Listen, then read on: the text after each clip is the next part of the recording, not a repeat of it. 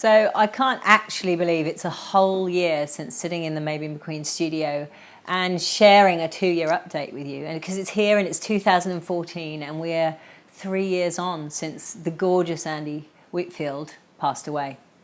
So I'm here today to, I guess, follow on and share with you the insights of the year and to honour my commitment, which is to share and bear as much as I can about what it means to, I guess, live, love, learn and let go when you lose something wonderful and very special in your life. And the, if you like, not the benefits of that, but what there is to be gained from losing something extraordinarily important in your life. So there's a couple of things I want to really highlight today. It's the insights of the last year. I guess it's the support structures that really get me through on a daily basis, but not just life after Andy, but really achieving getting the most out of life. And then the last thing is about this whole notion and this continuum of conversation about legacy. You know, what does it mean? What does legacy mean? What do you want to leave behind long after you've gone? What has he left long after his departure? And what do we take from that on a daily basis? So one of the things I do is that every birthday I kind of use it as my new year. So I reflect on that. And it was my birthday back in June. And when I looked back on the year and when I look back on this year from Andy's anniversary, I kind of look back thinking, wow, there are so many things I didn't achieve that I set out to achieve. And I found moments where I've kind of gotten a bit down on myself or thought, wow, you didn't finish that or you didn't get to do that. But I realized that in all of those things that I didn't get to do, there were some really serious choices that I had to make. And one of them was about stepping back up and being around more as a mum, as opposed to worrying so much about bringing in the dough. And realizing that Jessie and Indy not only lost their dad, but suddenly their mum went back to work full time. And so a choice I made was to spend more time with them, make compromises elsewhere, so that they had a sense of having their mum around a little bit more.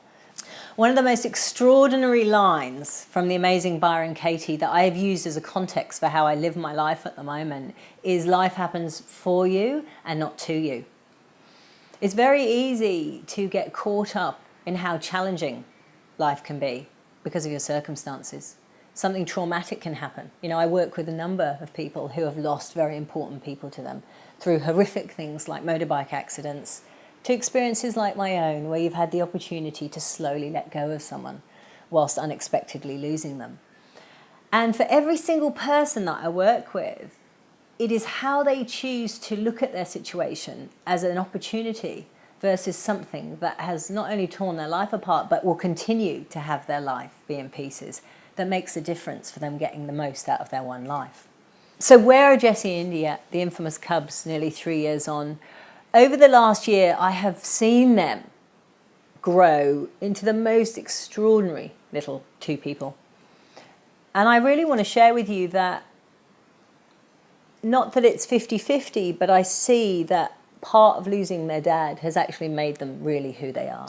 I'm starting to see now, 3 years on, the vulnerability and the tenderness and their huge capacity to be able to explore and communicate and honour their feelings, as opposed to pushing them down and ignoring them or trying to be tough or trying to be manly or something. And I really see them flourishing because of that.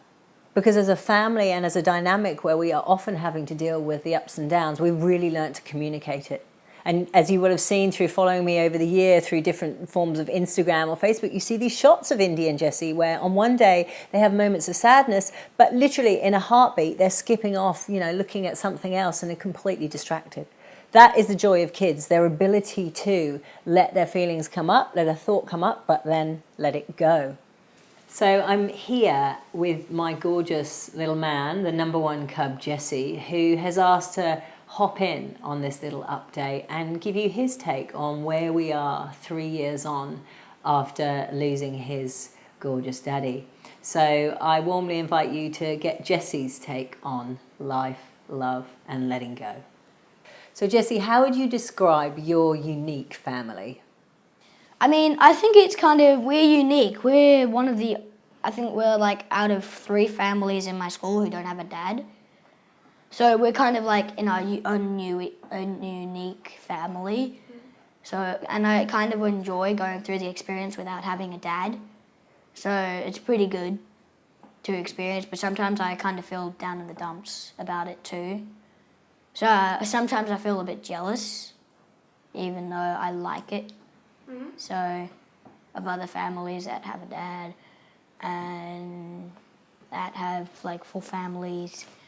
I learn so much from you on a daily basis. So I'm wondering, what would you say to anybody else that might be going through a tough time in their life? What would be your wise words of wisdoms that you'd offer them? Maybe your top 3 things. Have a good sleep, go to bed early, and let your head clear. So that's number 1. Number 2 is probably think about the positive and good, not the negative and bad. And number 3 would probably keep on going.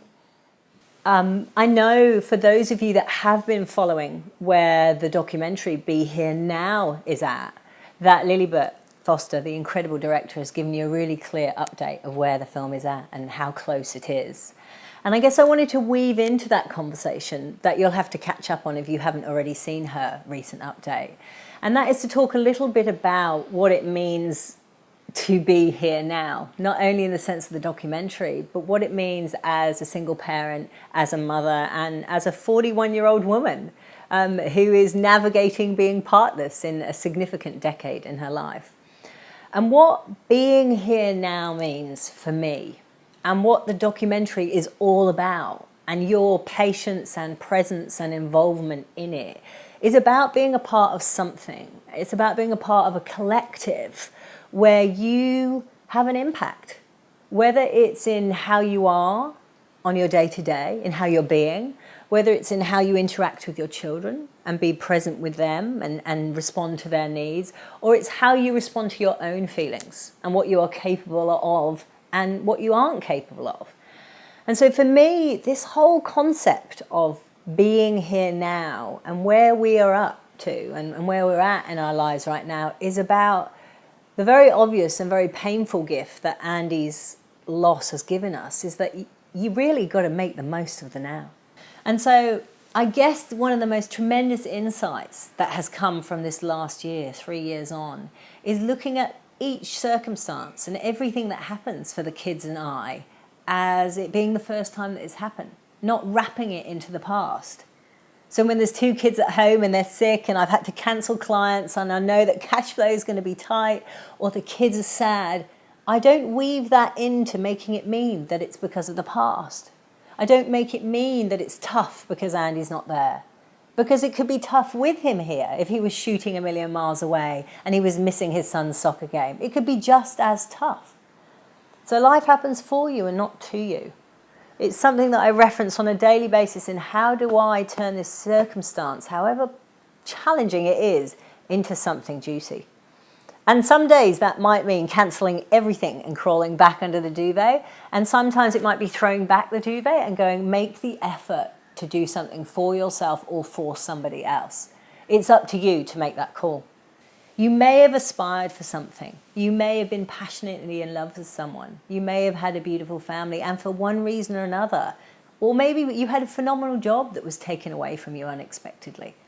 But if you can look at it in a way that it happened for you and not to you, and what can you create with that versus how you react and kick up against that, anything is possible.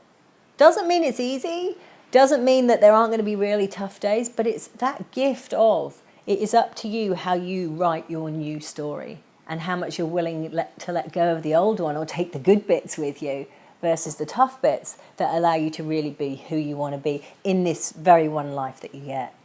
And that is up to you in terms of the legacy you want to leave behind and how you want to influence people and be influenced.